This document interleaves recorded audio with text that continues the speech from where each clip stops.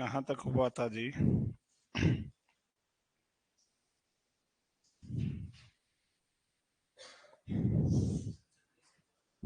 अच्छा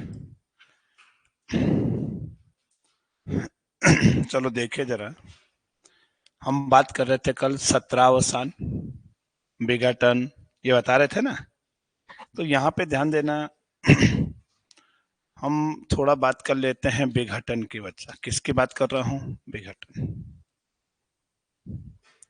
विघटन का मतलब होता है क्या?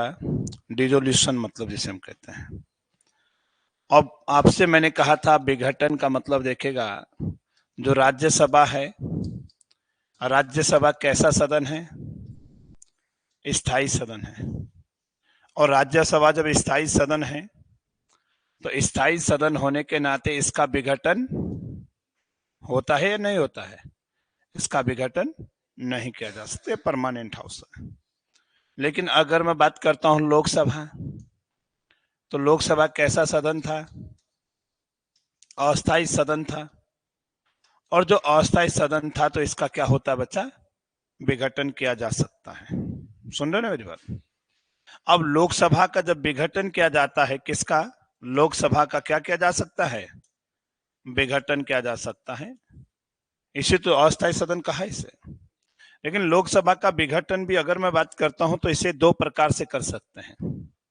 कितने प्रकार से? दो प्रकार से। कैसे कर सकते हैं? पहली बात तो यही है बच्चा कि अगर लोकसभा का स्वतः ही मतलब अगर इसका कार्यकाल खुद क्या हो जाता है, पूरा हो जाता 5 साल, तो लोकसभा विघटित हो जाएगी, नई लोकसभा चुनकर आएगी। तो एक तो लोकसभा का विघटन बच्चे स्वतः हो जाता है, स्वतः हो जाता है। और स्वतः हो जाता है मतलब मैंने क्या कहा? यदि कार्यकाल, हाँ, 5 वर्ष होता है ना, यदि कार्यकाल 5 वर्ष क्या हो जाता है, पूर्ण हो जाता है, तो लोकसभा का क्या हो जाएगा? विघटन हो जाता है। ठीक है ना? तो 5 साल अगर लोकसभा का पूरा हो गया तो लोकसभा का विघटन हो जाएगा। और दूसरा क्या बचा? दूसरा है कि राष्ट्रपति द्वारा क्या किया जा रहा है? विघटित किया जा सकता है।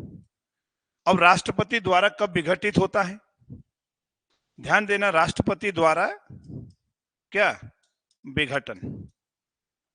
अब यहां पे ध्यान देना कि राष्ट्रपति द्वारा विघटन करता है ना राष्ट्रपति। और राष्ट्रपति कब विघटन करेगा? तो याद रखना, राष्ट्रपति विघटन कब करता है? प्रधानमंत्री या किसकी सलाह? मंत्रिमंडल या मंत्रिपरिषद की सलाह पर। प्रधानमंत्री या मंत्रिपरिषद की सलाह पर क्या कर सकते हैं? राष्ट्रपति लोकसभा को विघटित कर सकता है।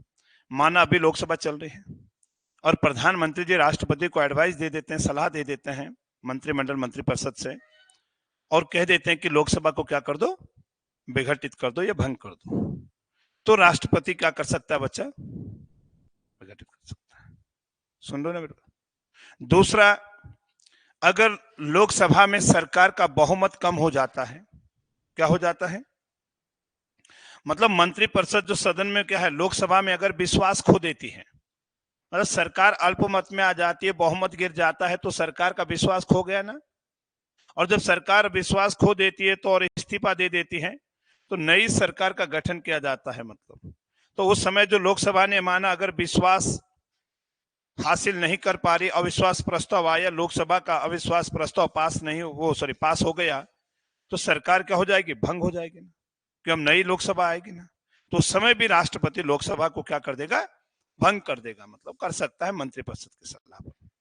तो यहाँ पे आप सिर्फ यही चीज याद रखना, एक तो जब लोकसभा का कार्यकाल पूरा हो जाता है तो स्वतः ही 5 साल में क्या हो जाती है?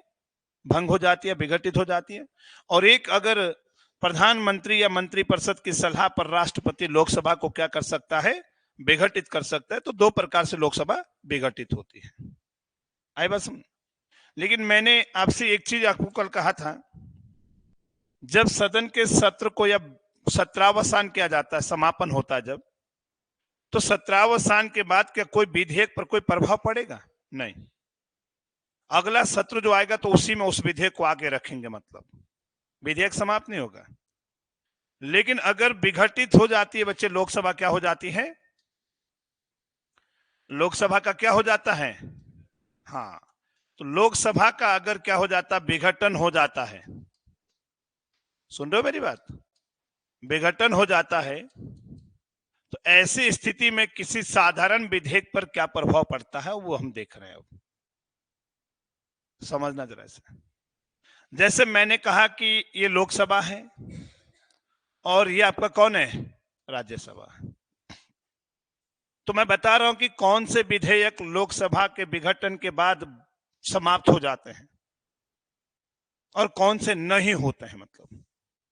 तो यहां पे ध्यान देना, माना क्या हुआ कि कोई साधारण विधेयक है, सबसे पहले माना कोई भी सदन ला सकता है, लेकिन लोकसभा ने विधेयक लाया और अभी विधेयक कहां है? लोकसभा के ही अंदर है। लोकसभा उस विधेयक पर क्या कर रही? चर्चाएं कर रही है, या लोकसभा ने उस विधेयक को पास कर दिया, लोकसभा के ही अंदर है अभी विधेयक। कहां? अभी लोकसभा के अंदर। और इस बीच लोकसभा अगर क्या हो जाती है? भंग हो जाती है, तो विधेयक भी समाप्त हो जाएगा। समझ रहे हो ना मेरी बात? तो जो बिल रखा था वो भी क्या हो जाएगा? समाप्त हो जाएगा। पहली कंडीशन ध्यान दे। दूसरी बात, माना कोई विधेयक लोकसभा में आया, लोकसभा ने पास करके उसे कहां भेज दिया? राज्यसभा में। और अब विधेयक कहां पे है? राज्यसभा के अंदर है। और राज्यसभा उस विधेयक पर चर्चा कर रही है या पास कर दिया, लेकिन वो राज्यसभा में ही है, मतलब अभी बोलो ना। लेकिन इस बीच जब विधेयक लोकसभा से कहां चले गया? राज्यसभा में। और इस बीच अगर राज्यसभा क्या, लोकसभा क्या हो जाती है? भंग हो जाती है। राज्यसभा तो होता नहीं कभी। अगर लोकसभा भंग हो जाती है इस समय, तो विधेयक भी वहां पे क्या हो जाएगा? समाप्त हो जाएगा। समझ गए? बोलो। तीसरी बात क्या है?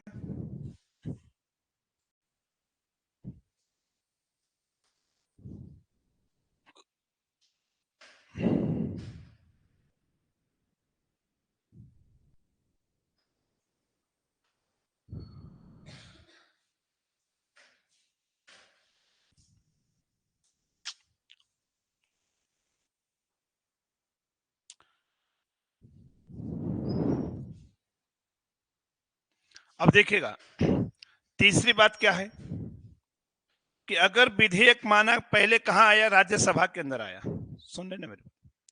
और राज्यसभा के अंदर विधेयक राज्यसभा ने पास करके कहां भेज दिया उसे?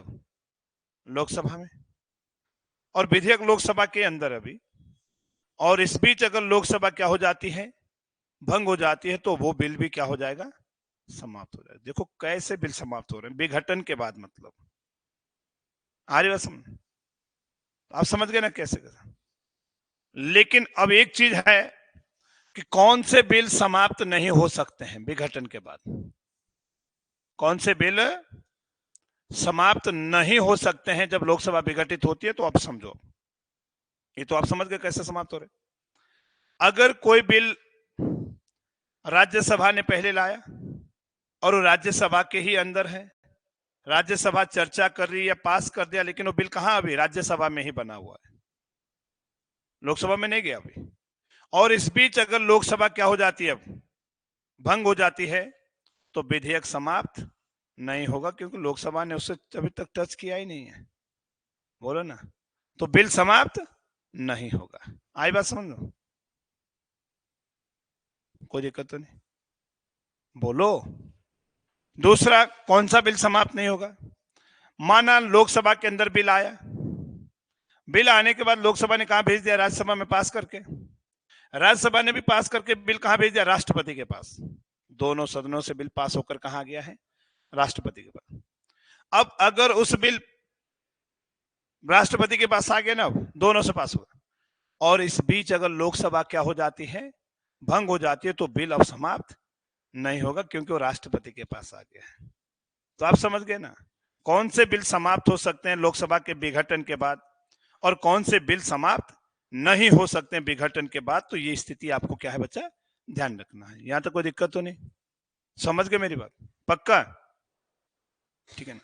तो ये आपको ध्यान रखना है कि कैसे कैसे बिल समाप्त होते हैं, कैसे नहीं होते हैं, तो ये आपको याद रखना था। चलो यहां पे ध्यान दीजिएगा। अब हम बात करते हैं, आप देखते होंगे कि साधारण विधेयक की बात कर रहा हूं मैं।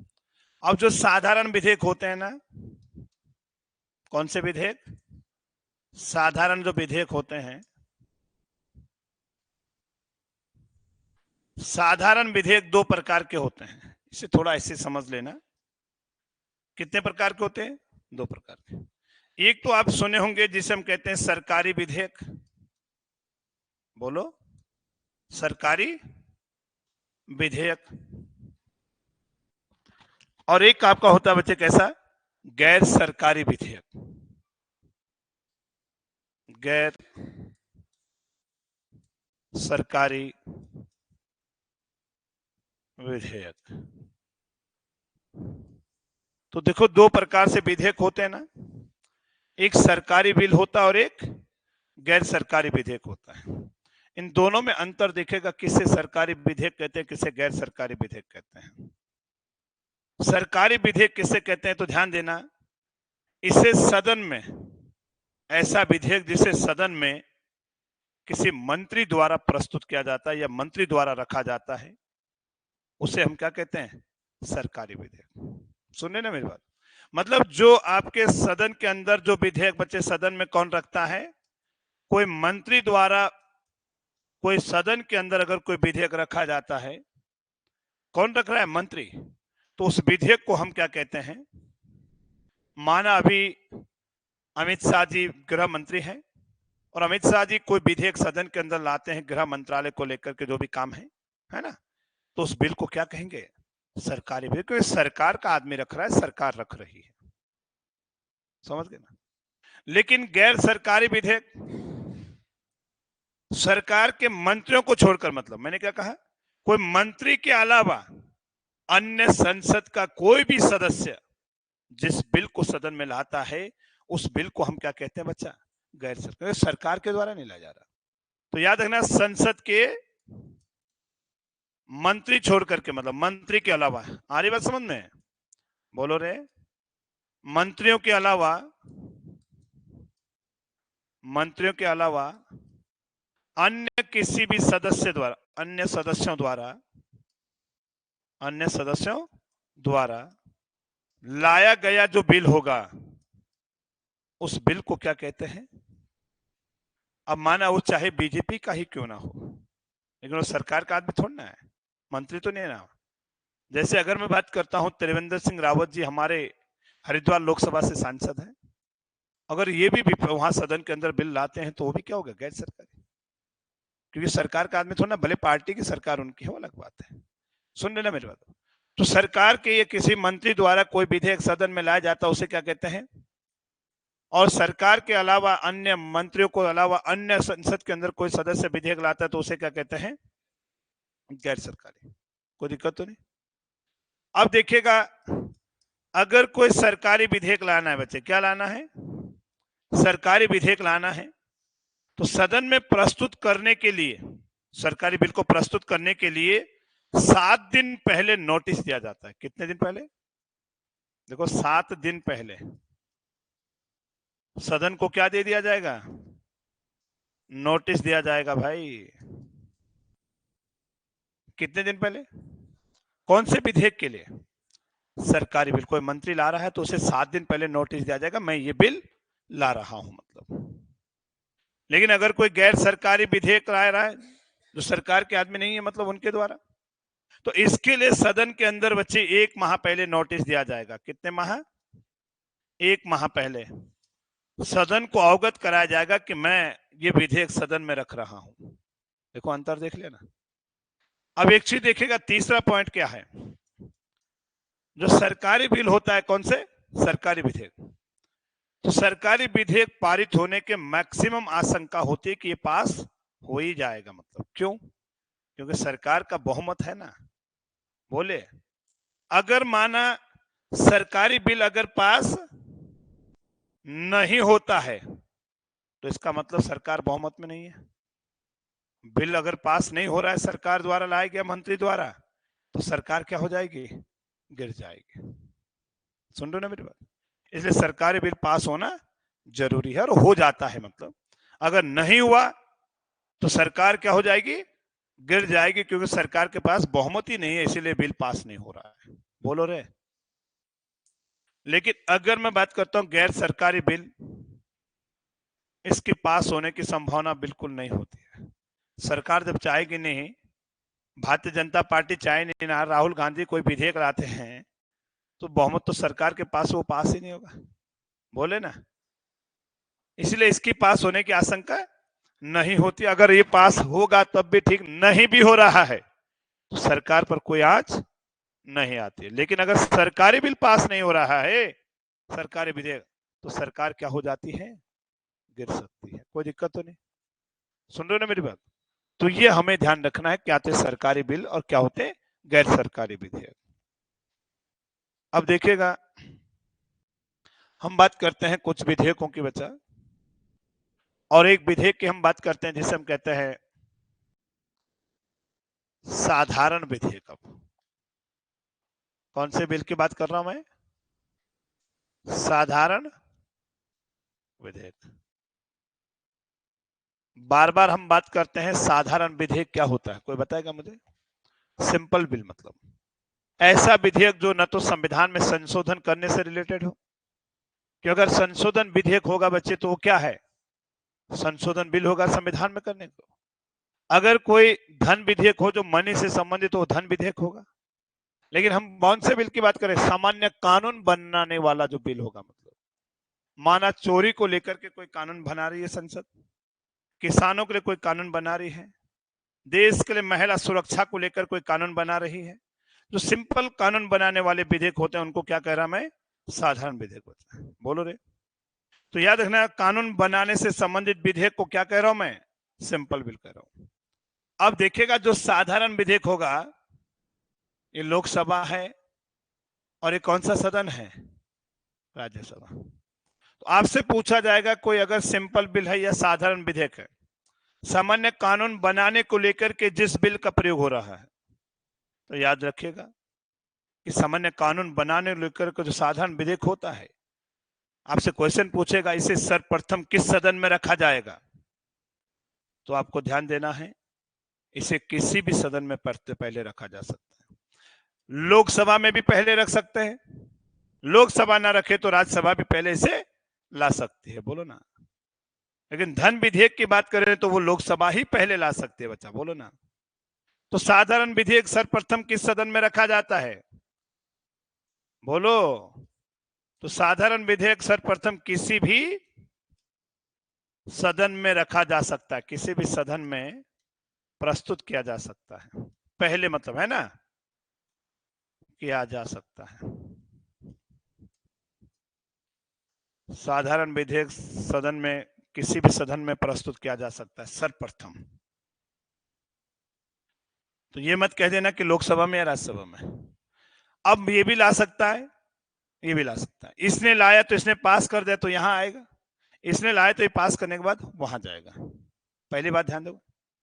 अब जब ये साधारण विधेयक है, किसी भी सदन में प्रस्तुत किया जा सकता है, लेकिन याद रखना दूसरी बात, क्या किसी साधारण विधेयक को सदन के अंदर प्रस्तुत करने के, है ना, करने से पहले क्या राष्ट्रपति की पूर्व अनुमति ली जाती है? नहीं। तो इस विधेयक के लिए सदन में रखने से पहले राष्ट्रपति की, इसके राष्ट्रपति की क्या नहीं ली जाती है, पूर्वानुमति नहीं ली जा सकती, या लेने की आवश्यकता नहीं है, नहीं ली जा सकती। बोलो रे।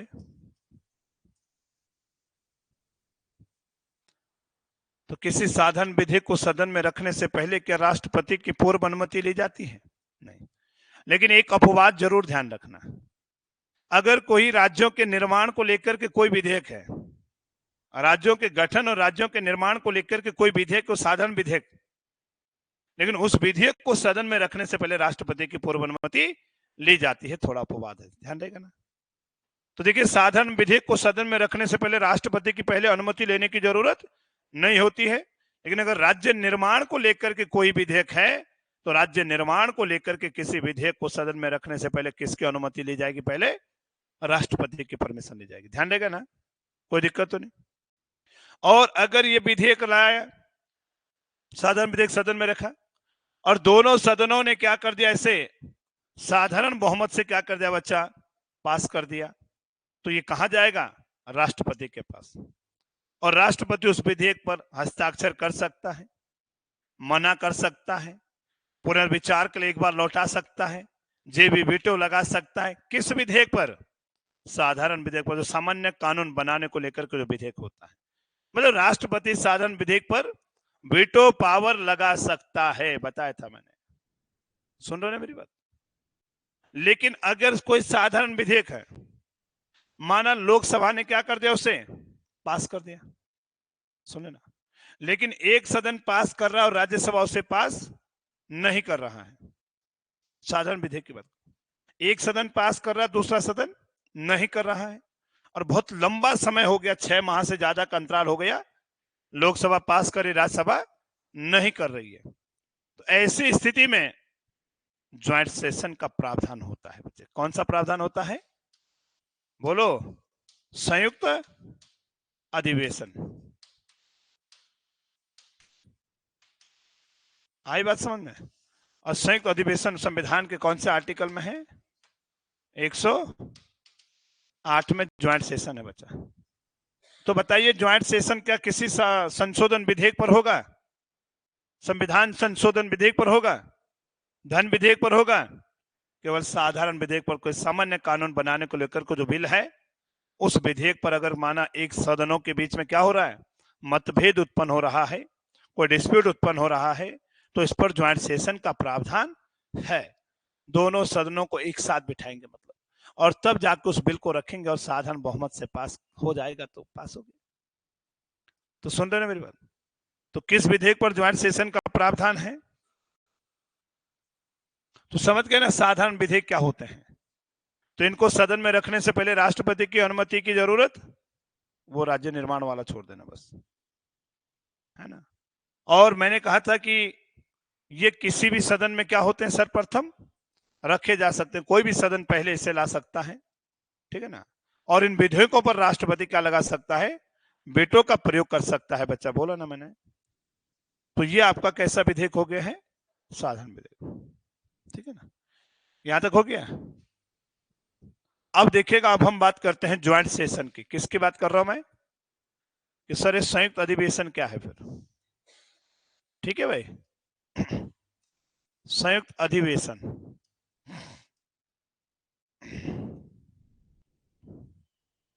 कौन से आर्टिकल में संयुक्त अधिवेशन, आर्टिकल 108। अब देखिएगा, ज्वाइंट सेशन की बात कर रहा हूं, संयुक्त अधिवेशन क्या है। और ये अभी आपने देखा कि सर ज्वाइंट सेशन किसी साधारण विधेयक पर होता है, किस पर होता है, साधारण विधेयक पर। और जो साधारण विधेयक पर ज्वाइंट सेशन की हम बात कर रहे हैं, ठीक है ना, तो अगर हम बात करें कि सर ज्वाइंट सेशन क्यों होता है, जब किसी साधारण विधेयक पर लोकसभा और राज्यसभा में आपसी क्या चल रहा है, मतभेद उत्पन्न हो रहा है। मतभेद का मतलब होता है कि विवाद, कि लोकसभा पास कर रही है, राज्यसभा नहीं कर रही है, मतलब ऐसी स्थिति बनी हुई है कि एक सदन पास कर रहा है और दूसरा सदन 6 माह से ज्यादा का समय हो गया है और उस विधेयक को पास नहीं कर रहा है। तो ऐसी स्थिति में राष्ट्रपति क्या बुला सकता है, ज्वाइंट सेशन बुलाता है, बोलो ना। तो बताइए, ज्वाइंट सेशन कौन बुला सकता है, संयुक्त अधिवेशन कौन बुलाता है, संयुक्त अधिवेशन कौन बुलाता है, राष्ट्रपति बुलाएगा। और राष्ट्रपति कैसे बुलाएगा भाई, जब प्रधानमंत्री जी बोलेगा ज्वाइंट सेशन बुलाओ। और जब ज्वाइंट सेशन बुलाया जाता है, संयुक्त अधिवेशन बुलाया जाता है, तो जैसे ये संयुक्त अधिवेशन बुलाएंगे तो यहीं पे लोकसभा और राज्यसभा को क्या है बच्चा, एक साथ बिठाया जाता है, एक छत के नीचे एक साथ मतलब। और जो बिल पास नहीं हो रहा था, उस बिल को अब वहां रखा जाएगा और उस बिल को साधारण बहुमत से, सिंपल आधे से अधिक बहुमत से पास, साधारण बहुमत से उससे क्या है वहां पे पास करवाने का काम किया जाता है। तो ज्वाइंट सेशन में कोई भी विधेयक किस रीति से पास होता है, विशेष बहुमत नहीं, संयुक्त साधारण बहुमत से। उपस्थित और मतदान करने वालों का आधे से एक अधिक रीति से पास हो जाता है। सुन रहे हो ना मेरी बात? कोई दिक्कत तो नहीं। और ज्वाइंट सेशन अगर हम बात करते हैं कौन बुलाता है? राष्ट्रपति। लेकिन आज तक अगर आपसे पूछा जाता है वर्तमान में, आज तक भारत में कितनी बार, 3 बार क्या बुलाए गए हैं? संयुक्त अधिवेशन बुलाया गया है बच्चा। कितने बार? 3 बार। पहली बार जो बुलाया गया था, एक कानून बन रहा था जिसे हम कहते हैं दहेज निषेध अधिनियम। कौन सा अधिनियम?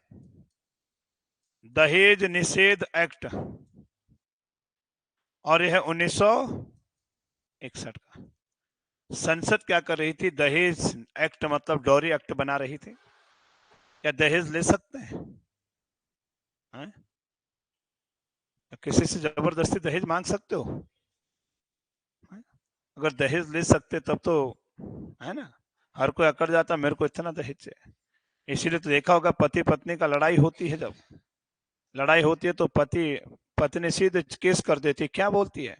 दहेज एक्ट लगा देती है कि ये दहेज मांग रहा है बोल मेरे से। क्योंकि दहेज रोकने के लिए कानून बना हुआ। निषेध का मतलब मना करना, दहेज नहीं है ना। आप लोगे? लेगी शादी में? है? नहीं लोगे? क्यों?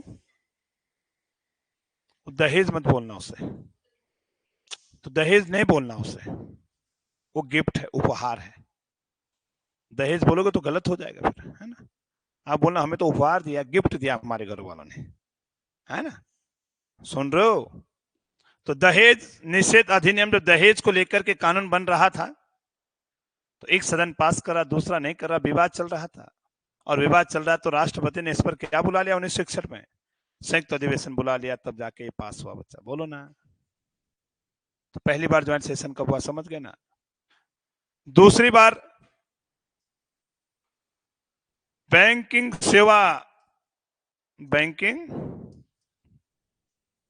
सेवा अधिनियम 1977-78 की बात कर रहा हूं। बोलो रे।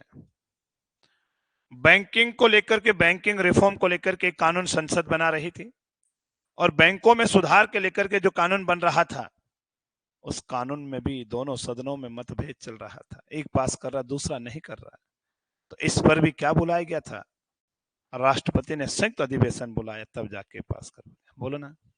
और तीसरा ज्वाइंट सेशन की बात करें बच्चा, तो आपको मैंने आर्टिकल 22 पढ़ाया था, पोटा कानून, prevention of the terrorism act, निवारक निरोध कानून बन रहा था। आर्टिकल 22 में बताया था, टाडा पोटा। और जब एक निवारक निरोध कानून बन रहा था 2002 में, पोटा कानून, और इस पोटा कानून पर भी बच्चे क्या बुलाया गया था? ज्वाइंट सेशन बुलाना पड़ा, और तब जाके इसे पास करवाया गया। तो देखो अभी तक भारत में कितनी बार ज्वाइंट सेशन हुए हैं, समझ गए? कब हुए और किस किस मामले को लेकर हुए हैं, मतलब नहीं तो और कभी भी ज्वाइंट सेशन नहीं हुआ है, मतलब आज तक। तो समझ गए ना ज्वाइंट सेशन क्या होता है। तो संयुक्त अधिवेशन कब बुलाया जाता है, किस प्रकार से बुलाया जाता है, कोई दिक्कत तो नहीं। और कौन बुलाता है ज्वाइंट सेशन? सर्वप्रथम राष्ट्रपति। और क्यों बुलाया जाता है? अगर सदन के बीच में किसी साधारण विधेयक को लेकर के मतभेद चल रहा है। अब यहाँ पे देखना बच्चे जरा, यहाँ पे एक चीज और ध्यान देना कि सर जब ज्वाइंट सेशन होता है, संयुक्त अधिवेशन का मतलब दोनों एक साथ बैठाते हैं, तो ये आपको याद रखना कि संयुक्त अधिवेशन जो होता है, ज्वाइंट सेशन की अध्यक्षता कौन कर सकता है? बोलो रे। कौन सा स्पीकर? हाँ, ज्वाइंट सेशन की अध्यक्षता लोकसभा अध्यक्ष करता है। कौन करेगा? लोकसभा अध्यक्ष करता है। ध्यान रहेगा ना। तो अब आपसे पूछा जाए कि संयुक्त अधिवेशन की अध्यक्षता कौन करता है, ठीक है ना। और जो ज्वाइंट सेशन की अध्यक्षता लोकसभा स्पीकर करता है, जब दोनों सदन एक साथ बैठते हैं। लेकिन अगर अध्यक्ष नहीं है तो लोकसभा का उपाध्यक्ष। लेकिन अगर उपाध्यक्ष भी नहीं है तो राज्यसभा के सभापति या उपसभापति। सभापति क्यों नहीं? वो उपराष्ट्रपति होता, वो थोड़े ना बैठेगा वहां पे। बोलो रे। तो अगर लोकसभा अध्यक्ष करेगा, वो नहीं है तो लोकसभा का उपाध्यक्ष करेगा, वो भी नहीं है तो राज्यसभा का जो डिप्टी चेयरमैन होगा, उपसभापति, वो करेगा। समझ गए ना? तो ज्वाइंट सेशन की अध्यक्षता कौन करता है? कोई दिक्कत तो नहीं, ठीक है। लेकिन एक चीज ध्यान देना, हाँ, यदि इसे समझना जरा, बहुत अच्छा पॉइंट है। यदि क्या होता है, माना राष्ट्रपति ने आज डेट फिक्स कर दी या नियत कर दी कि 30 तारीख को क्या होगा, 30 नवंबर 2024 को क्या होगा, संयुक्त अधिवेशन होगा।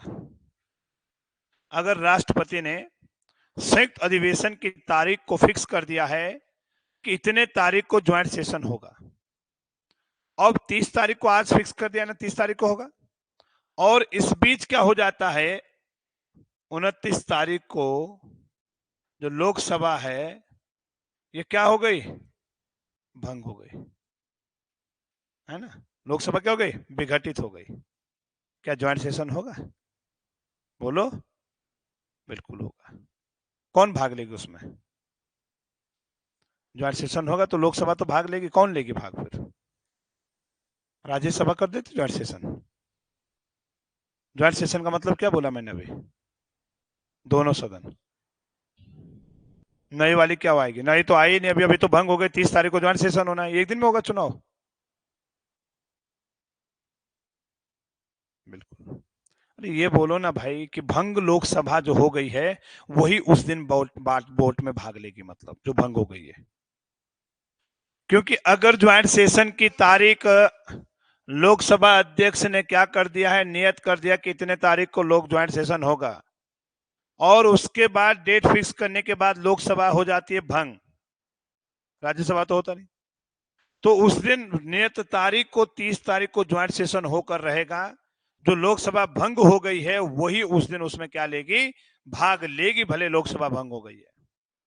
नहीं आया समझ में? बोलो। तो ये ध्यान रखना कि भंग लोकसभा ही क्या लेगी उस दिन, भाग लेगी। अब देखिएगा यहां पे अगला पॉइंट, ये समझ गए ना, ये वाला नियत तारीख वाला, और वो भी समझ गए कौन अध्यक्षता करता है। एक बात और समझना जरा, और इसमें समझना, मैंने कहा था संविधान संशोधन विधेयक बिल, संविधान संशोधन विधेयक समझते हो? संविधान में अमेंडमेंट हो रहा है, कोई जोड़ घटा रहे हैं, हटा रहे हैं, या कुछ जोड़ रहे हैं, वही तो संशोधन विधेयक होता है। तो संविधान संशोधन विधेयक, और एक बिल आता है बच्चे, कौन सा? धन विधेयक। कौन सा बिल आता है? धन विधेयक, मनी बिल। तो संविधान संशोधन विधेयक और धन विधेयक की अगर हम बात करते हैं तो इस पर ज्वाइंट सेशन का प्रावधान नहीं है। अगर संविधान में संशोधन हो रहा है, और संशोधन हो रहा है, क्या हो गया कि लोकसभा ने बिल पास कर दिया, राज्यसभा ने, सुन ना मेरी बात, संविधान संशोधन विधेयक की बात कर रहा हूं, मैंने कहा था इस पर ज्वाइंट सेशन नहीं होता। या लोकसभा ने बिल पास कर दिया, कहां चले गया? राज्यसभा में। संविधान में संशोधन हो रहा, नारी शक्ति बंधन अधिनियम, मतलब कोई सामान्य कानून नहीं बोल रहा मैं अभी। अब इसने पास कर दिया, उसमें चले गया, और राज्यसभा उसे पास नहीं कर रही है, तो इस पर ज्वाइंट सेशन, वो साधारण बहुमत में, साधारण विधेयक नहीं है, वो संविधान संशोधन विधेयक है, तो इस पर ज्वाइंट सेशन नहीं होगा, बल्कि बिल क्या हो जाएगा, समाप्त हो जाता है बच्चे। अगर संशोधन विधेयक एक सदन पास कर रहा है, एक नहीं कर रहा है, तो ऐसी स्थिति में बिल क्या हो जाता है, समाप्त हो जाता है, उस पर ज्वाइंट सेशन का प्रावधान नहीं होता है। लेकिन अगर कोई सामान्य कानून बन रहा है तो उस पर ज्वाइंट सेशन का प्रावधान है बच्चा। तो यहां तक समझ गए ना कि ज्वाइंट सेशन कब होता है, कब नहीं होता है। और साधारण विधेयक मैंने कहा था कि दो प्रकार से मैंने बताया था, बोलो, और दो प्रकार से मैंने क्या कहा था, सुन रहे मेरी बात? तो समझ गए 1, 2 और 3 पॉइंट क्या थे इसके बारे में। और इस साधारण विधेयक क्या होता है, और संयुक्त अधिवेशन क्या होता है, संयुक्त अधिवेशन की अध्यक्षता कौन करता है, संयुक्त अधिवेशन बुलाता कौन है, राष्ट्रपति, तो ये आपको याद रखना है। ठीक है, तो ये है ज्वाइंट सेशन का प्रावधान। तो ये हमारा कंप्लीट हो गया। साधारण विधेयक फिर ज्वाइंट सेशन हम बोल रहे हैं। ठीक है, अगला देखिएगा, हम बात करते हैं बच्चे, एक विधेयक आएगा अगला जिसे हम कहते हैं धन क्या विधेयक, मनी बिल। कौन सा विधेयक है?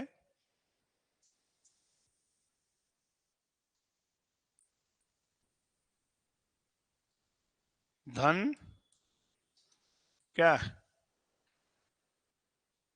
विधेयक, मनी बिल। क्या मनी बिल पर ज्वाइंट सेशन होता है? नहीं, है ना, ना ही संशोधन विधेयक पर। किस पर होता है? साधारण विधेयक। अब धन विधेयक का प्रावधान कौन से आर्टिकल में है? 110 में। बोले धन विधेयक संविधान के किस आर्टिकल में है? अब देखिएगा धन विधेयक क्या होते हैं। नाम से पता चल रहा है धन विधेयक क्या होते हैं। ऐसा बिल, ऐसा विधेयक जो केवल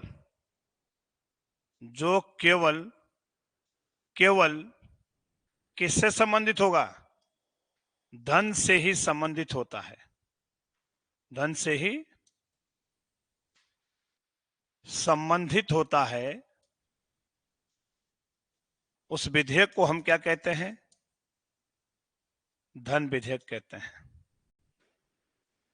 देखो नाम से पता चल रहा है वो कानून से नहीं है, वो केवल मनी से ही संबंधित है, मतलब धन से ही संबंधित है। तो उस विधेयक को हम क्या कह रहे हैं? धन विधेयक कह रहे हैं। ऐसा बिल जो सदन के अंदर लाया गया लेकिन उसका संबंध केवल किससे है? धन से है, वो तो उस बिल को हम क्या कहते हैं? मनी बिल कहते हैं। कोई दिक्कत तो नहीं? बोलो भाई। अब कौन से विधेयक ऐसे होते हैं, तो ध्यान देना। नंबर 1, अगर हम बात करते हैं ऐसे विधेयक जो भारत सरकार जो क्या करती है बच्चा, धन उधार लेने से संबंधित कोई विधि बना रही है या संशोधन कर रही है, या अगर हम बात करते हैं कि जो भारत सरकार है, भारत सरकार संचित निधि, सुना है? कौन सी निधि? संचित निधि। और एक कौन सी निधि होती है? आकस्मिक, बोलो रे, आकस्मिक निधि। अगर बात करता हूं संचित निधि और आकस्मिक निधि, कॉन्टिजेंसी फंड, संचित निधि का उल्लेख संविधान में कहां है और आकस्मिक निधि 267 में। अगर सदन के अंदर कोई ऐसा बिल आता है कि संचित निधि से धन निकालना है और संचित निधि में क्या करना है? धन जमा करना है, संचित निधि से धन निकालने से संबंधित कोई विधेयक सदन में आया, या संचित निधि से धन निकालने से संबंधित कोई विधेयक सदन में आया, तो वो विधेयक अपने में क्या कहलाता है? धन विधेयक कहलाता है।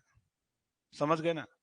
आकस्मिक निधि से धन निकालना, संचित निधि से धन निकालना है, या आकस्मिक निधि या संचित निधि में धन जमा करना है, ऐसा बिल सदन के अंदर जो आता है उस बिल को हम क्या कहते हैं? धन विधेयक कहते हैं। कोई दिक्कत तो नहीं? ठीक है, अगला देखिएगा और कौन सा विधेयक होगा बच्चा? कोई ऐसा बिल जिस बिल को इसलिए लाया गया कि भारत सरकार द्वारा किसी को क्या दिया जा रहा है बच्चा? ऋण उधार दिया जा रहा है या उधार लिया जा रहा है। माना हम विदेशों से या आरबीआई विदेशों से क्या ले रहे हैं? ऋण ले रहे हैं। तो ऋण लेने के लिए सदन के अंदर जो विधेयक आएगा, सुनना मेरी बात, तो वो विधेयक अपने में क्या होगा? बोलो रे, ऋण उधार लेने से संबंधित। बोलो रे, कोई विधेयक सदन में आ रहा है तो वो बिल भी धन से संबंधित है ना, वो भी धन विधेयक होगा। अगला देखिएगा, नेक्स्ट कौन से बिल? अगर कोई विधेयक ऐसा है कि संचित निधि या लोक लेखा निधि में क्या करना है? धन जमा करना या उसका लेखांकन, लेखा परीक्षण करना, अकाउंटिंग करना, कोई ऐसा विधेयक बिल जो सदन में अकाउंट से रिलेटेड है, लेखांकन लेखा परीक्षण से संबंधित है, ऐसा विधेयक सदन में लाया गया है, तो वो विधेयक भी क्या कहलाएगा? धन विधेयक कहलाएगा। सुन रहे हो ना मेरे? तो आदि प्रकार के विधेयक, मतलब इस प्रकार के बिल जो भी होते हैं वो क्या कहलाते हैं? मतलब मैंने कहा कि जो भी विधेयक धन से केवल क्या है बच्चा? संबंधित होते हैं। अगला देखिएगा कैसा, अगला पॉइंट एक और देखिए, अगर कोई ऐसा विधेयक है जो टैक्स लगाना, बोला मैंने, कर लगाने से संबंधित या कर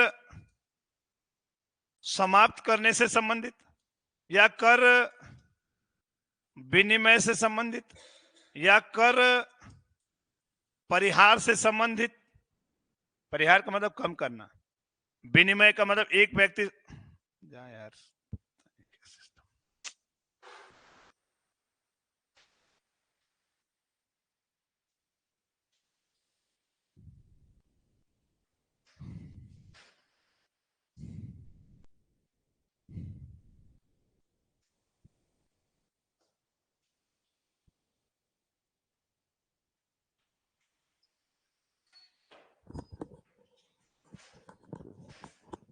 सुन रहे हो मेरे?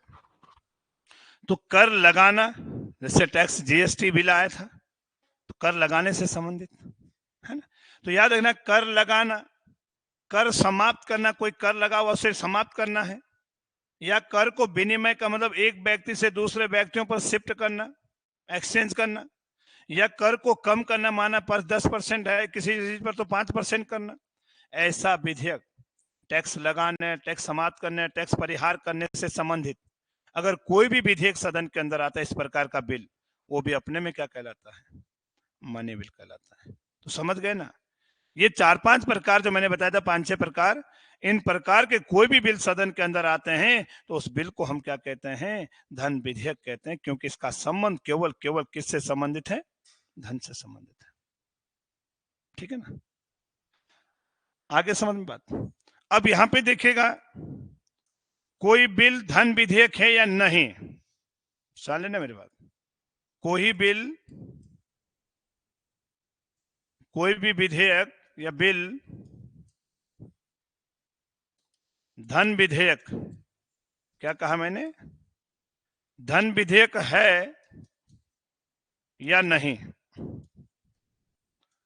कोई बिल धन विधेयक है या नहीं, इसका निर्धारण कौन करता है? लोकसभा स्पीकर करता है। गुड। तो यहां पे ध्यान देना, लोकसभा अध्यक्ष है, मतलब जो बिल सदन में लाया जा रहा है ये मनी बिल है या नहीं, ये कौन बताएगा? ये कौन निर्धारित करेगा? स्पीकर करेगा। और राज्यों में कौन करेगा? विधानसभा अध्यक्ष करेगा। सुन रहे हो मेरी बात? तो कोई बिल धन विधेयक या नहीं, इसका निर्धारण कौन करता है? और यही प्रावधान मेरे संविधान में कहा है, 110 का क्लॉज 3 में लिखा हुआ ये, कोई बिल मनी बिल है या नहीं, इसका निर्धारण लोकसभा अध्यक्ष करता है। और ये कौन? 110 के क्लॉज 3 में ये प्रोविजन मेरे संविधान में किया गया है। समझ गए? एक चीज मुझे बताना, माना कोई ऐसा विधेयक लाए सदन के अंदर जिससे किसी व्यक्ति पर कोई जुर्माना लगाना है, जुर्माना जान तो आर्थिक दंड लगाना है, और आर्थिक दंड लगाने को लेकर के कोई बिल सदन के अंदर आता है, क्या वो मनी बिल होगा? या कोई लाइसेंसिंग प्रणाली से संबंधित कोई कानून बनाया जा रहा है, लाइसेंसिंग प्रणाली को तो फीस शुल्क वगैरह वगैरह के लेकर, क्या वो मनी बिल होगा? माना आज ट्रैफिक रूल के लिए, लाइसेंस के लिए एक बिल लाया, और जुर्माना का मतलब कि हेलमेट नहीं पहनोगे तो 500 रुपए का जुर्माना, ये चीज को लेकर के इतने का जुर्माना, या आप लाइसेंस कोई चीज का, चाहे कंपनी फैक्ट्री उद्योग का, चाहे आप ड्राइविंग लाइसेंस भी अगर लेते हो तो उसके लिए कितनी शुल्क, कितनी फीस होगी, बोलो ना। ऐसा विधेयक अगर सदन के अंदर आया है तो क्या धन विधेयक है? धन की तो बात हो रही ना, लेकिन ये धन विधेयक नहीं होगा। ये मैं नहीं कह रहा, ये लिखा हुआ आर्टिकल 110 का जो क्लॉज 2 है ना, आर्थिक दंड या आर्थिक जुर्माना या लाइसेंसिंग प्रणाली या फीस से संबंधित अगर कोई बिल सदन के अंदर है, वो अपने में मनी बिल नहीं होगा। मनी बिल मैंने बता दिया भाई, यही है। ऐसे बिल अगर हैं तो वो मनी बिल होंगे, मतलब समझ गए। चलो अब देखें यहां पे जरा, यहां पे ध्यान देना। मैं एक आर्टिकल की बात करता हूं, आर्टिकल 109, इसे समझना है। धन विधेयक समझ गए ना, 110 में क्या है। अब इसमें लिखा हुआ है धन विधेयक की प्रक्रिया। क्या लिखा हुआ है? धन विधेयक की प्रक्रिया या प्रोसेस क्या है, भाई ये समझना है। धन विधेयक की प्रक्रिया कौन से आर्टिकल में है, मतलब इसे कैसे कैसे सदन में रखा जाता, क्या है, कैसा, किस प्रकार से है। तो पहली बात तो यही ध्यान रखना है, सर जो धन विधेयक होता है, मनी बिल को सदन में रखने से पहले राष्ट्रपति की पूर्व अनुमति ली जाती है। राष्ट्रपति अनुमति देगा तभी जाके इसको सदन में रखा जाता है। तो देखिए, धन विधेयक को या मनी बिल को, ध्यान देना, धन विधेयक को क्या साधारण विधेयक को सदन में रखने से पहले राष्ट्रपति की अनुमति ली जा रही थी? नहीं। लेकिन यहां पे ध्यान देना, धन विधेयक को सदन में रखने से पहले, धन विधेयक को सदन में रखने से पहले राष्ट्रपति, प्रेसिडेंट, पीएस की क्या चाहिए बच्चा? अनुमति चाहिए, क्योंकि राष्ट्रपति की अनुमति पर ही क्या है, धन विधेयक सदन में रखा जाएगा।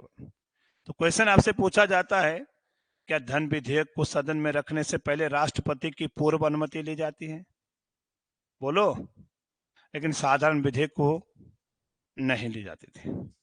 अब जब धन विधेयक को सदन में रखने से पहले राष्ट्रपति की पूर्व अनुमति ली जाती है, अब देखिएगा यहां पे ध्यान देना, ये लोकसभा है और ये कौन सा सदन है? राज्यसभा। आपसे पूछेगा धन विधेयक को, देखिए साधारण विधेयक को किसी भी सदन में रखा जा सकता पहले, लेकिन याद रखना धन विधेयक को सर्वप्रथम लोकसभा में ही रख सकते हैं, ये पहले नहीं रख सकता है। तो यहां पे ध्यान देना, जो मनी बिल है या धन विधेयक जो है, इसे सर्वप्रथम कहां पे? लोकसभा में ही क्या रखा जाता है।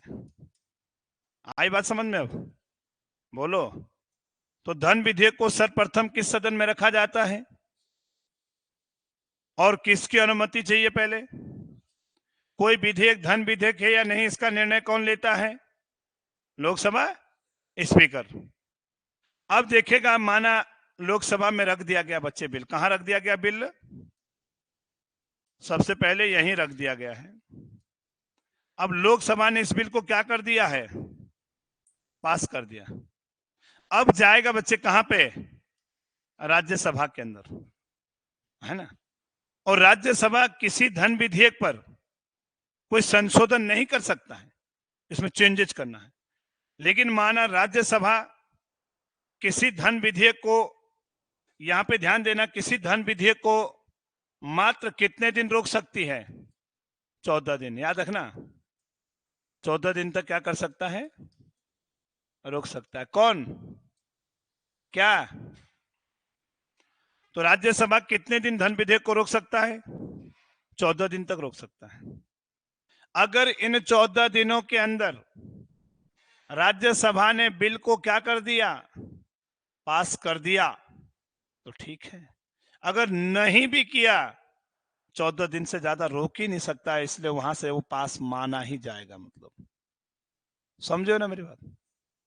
और जैसे 14 दिन पूरे हो जाते हैं, इसने पास किया तो ठीक है, नहीं भी किया तो यहां से क्या माना जाता है? पास। और जब धन विधेयक लोकसभा से पास होकर के राज्यसभा से भी 14 दिन के बाद कहां आ जाएगा?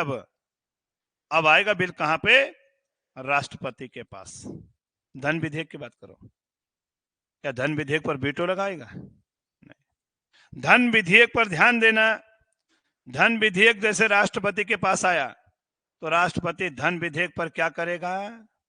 हस्ताक्षर करेगा। हस्ताक्षर करेगा मतलब कर सकता नहीं, करेगा, करना पड़ेगा, या फिर मना कर सकता है। बोल देखो यहाँ पे लिखा हुआ है, या तो मना कर दे, और मना किसके लिए करेगा? अगर कोई धन विधेयक राष्ट्रपति की पूर्व अनुमति के बगैर ले आया है तो राष्ट्रपति उसे मना कर देगा। मतलब पूछा ही नहीं राष्ट्रपति से, सुन लेना मेरी बात, तो उसपे तो मना कर सकता है। लेकिन अगर कोई विधेयक राष्ट्रपति की पूर्व अनुमति से पूछ करके लाया गया, रखा गया है, तो वो तो राष्ट्रपति ने ही अनुमति दी है ना, तो उस विधेयक पर हस्ताक्षर करेगा। तो इसीलिए लिखा होगा कि राष्ट्रपति के पास अगर कोई धन विधेयक आता है तो राष्ट्रपति पर हस्ताक्षर करेगा या मना कर सकता है। तो मना क्यों कर सकता है, समझ गए ना? जिस विधेयक को राष्ट्रपति की पूर्व अनुमति के बगैर रखा गया है तो उस पर मना कर सकता है। अगर राष्ट्रपति की पूर्व अनुमति ले ली गई है तो उस विधेयक पर राष्ट्रपति क्या है बच्चा, हस्ताक्षर करेगा, इस पर वीटो नहीं लगा सकता है। मतलब बोलो कि वापस लौटा देगा, अलाना कर देगा, और ज्वाइंट सेशन का प्रावधान भी इस पर नहीं है। तो ये था आपका धन विधेयक। और धन विधेयक से संबंधित क्या बच्चा, प्रोसेस या प्रक्रिया, मतलब ठीक है ना, बोले। अब यहाँ पे देखिएगा, हम एक विधेयक और बात कर लेते हैं। तो साधारण विधेयक समझ गए ना, धन विधेयक की प्रक्रिया भी समझ गए ना। अब एक हम लास्ट इसमें बात करते हैं, संविधान संशोधन विधेयक। कौन सा विधेयक? संविधान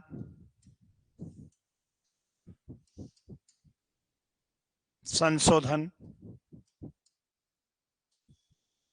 विधेयक। कैसा बिल है? संविधान में अमेंडमेंट को लेकर के, संशोधन को लेकर के, माना 106 संशोधन अधिनियम बन चुके हैं। एक तो साधारण विधेयक जो सामान्य कानून को लेकर के, एक संविधान में संशोधन को लेकर के जो विधेयक लाए जाते हैं। समझो ना मेरे बात?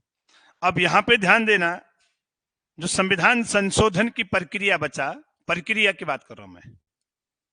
तो अगर आपसे पूछा जाए कि बताइए भारत के संविधान में संशोधन की प्रक्रिया कहां पे है? भाग 20 में। संविधान के कितने भाग हैं टोटल? 22 है ना। और 22 में से जो संविधान का कौन सा भाग है? जो भाग 20 है ना, इसी में संविधान संशोधन की प्रक्रिया है, आर्टिकल 368। समझ गए ना? और मैंने आपको पढ़ाया था संविधान में कैसे कैसे अमेंडमेंट किया जा सकता है, मैंने वीडियो में पढ़ा रखा है विशेषताओं में। और संविधान में कितने प्रकार से संशोधन होता है? 3। साधारण बहुमत, विशेष बहुमत, विशेष बहुमत तथा आधे राज्यों की स्वीकृति। ठीक है ना। अब यहां देखिएगा कौन से भाग में संविधान संशोधन की प्रक्रिया है, कौन से आर्टिकल में है। और ध्यान देना, इस संविधान संशोधन की प्रक्रिया मेरे देश में कहां से ली गई है? दक्षिण अफ्रीका के संविधान से लिया बच्चा हमने। कहां से लिया ये? दक्षिण अफ्रीका से। और आज अगर मैं बात करता हूं कि संविधान संशोधन विधेयक अगर कोई सदन में लाया जा रहा है, संविधान में अमेंडमेंट करने को लेकर के, नारी शक्ति बंधन विधेयक हो गया माना, है ना, वो भी तो संविधान में संशोधन हुआ है। 105वां 106वां संविधान संशोधन अधिनियम, 128वां बिल था वो। अब जो मैंने कहा कि जो संशोधन विधेयक होता है, तो अगर आपसे कभी भी पूछे कि इसे सर्वप्रथम किस सदन में रखा जाता है, तो याद रखना ये साधारण विधेयक के जैसे ही है, इसे सर्वप्रथम किसी भी सदन में रख सकते हैं। धन विधेयक के जैसे नहीं कि लोकसभा में लाया जाएगा। तो संशोधन विधेयक सर्वप्रथम कहां? किसी भी सदन में रख सकते हैं, चाहे लोकसभा लाए, चाहे किसी भी सदन में प्रस्तुत कर सकते हैं या रख सकते हैं। तो देखो साधारण विधेयक भी तो ऐसे था ना कि कहीं भी रख सकते हैं।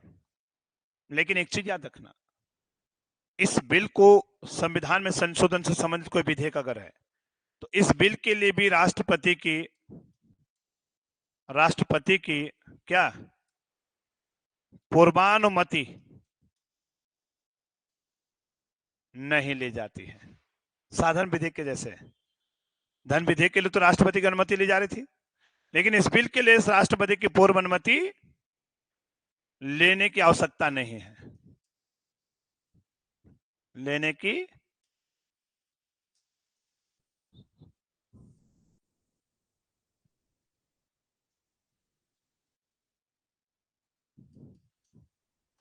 तो अगर आपसे पूछा जाए क्या संविधान संशोधन विधेयक पर राष्ट्रपति की अनुमति पहले ली जानी चाहिए रखने से पहले? नहीं, क्योंकि संविधान संशोधन विधेयक को सर्वप्रथम किसी भी सदन में रख सकते हैं। इस पर राष्ट्रपति की पूर्व अनुमति लेने की आवश्यकता नहीं है। बोलो ना। तीसरा बात, संविधान संशोधन बिल, अगर हमने कहा कि ये बिल क्या होगा बच्चे, दोनों सदनों में अगर इस पर विवाद होता है, एक सदन पास कर रहा है और एक नहीं कर रहा है, अगर सदनों के बीच में, दोनों सदनों में इस बिल पर क्या हो रहा है, विवाद हो रहा है, तो विवाद होने की दशा में इस पर ज्वाइंट सेशन नहीं होता है। वो किस पर होता था? साधारण विधेयक पर। तो ये अगर माना इस बिल को इसने पास किया, ये इसमें डाल गया, ये नहीं कर रहा है, तो बिल समाप्त हो जाता है, इसमें राष्ट्रपति ज्वाइंट सेशन नहीं बुला सकता है। तो ध्यान देना, विवाद होने पर इस पर क्या है बच्चा? संयुक्त अधिवेशन, संयुक्त अधिवेशन नहीं बुलाया जा सकता। बोलो, आई बात समझ में? लेकिन साधारण विधेयक पर ज्वाइंट सेशन बुलाया जा सकता था और इस पर ज्वाइंट सेशन नहीं बुलाया जाएगा, मतलब बोलो ना। और जैसे अगर ये विधेयक लोकसभा से और राज्यसभा से, कौन सा, ये दोनों सदनों से पास होकर के कर कहां आ गया है? राष्ट्रपति के पास आता है। तो साधारण विधेयक पर तो राष्ट्रपति वीटो भी लगा सकता था, है ना? बोलो ना। लेकिन संशोधन से संबंधित कोई बिल अगर है, दोनों सदनों से पास होकर आता है, तो राष्ट्रपति इस बिल पर हस्ताक्षर करेगा, करना पड़ेगा, मतलब मना नहीं कर सकता। तो संशोधन विधेयक पर राष्ट्रपति हस्ताक्षर क्या करेगा? सुन रहे हो मेरी बात? लेकिन साधारण विधेयक पर हस्ताक्षर करेगा, कर सकता है, मना कर सकता है, पुनर्विचार के लिए लौटा सकता है, लेकिन इस पर हस्ताक्षर करेगा, मतलब क्योंकि भले इसके लिए पूर्व अनुमति भी नहीं ली गई, लेकिन संशोधन विधेयक पर राष्ट्रपति हस्ताक्षर करेगा।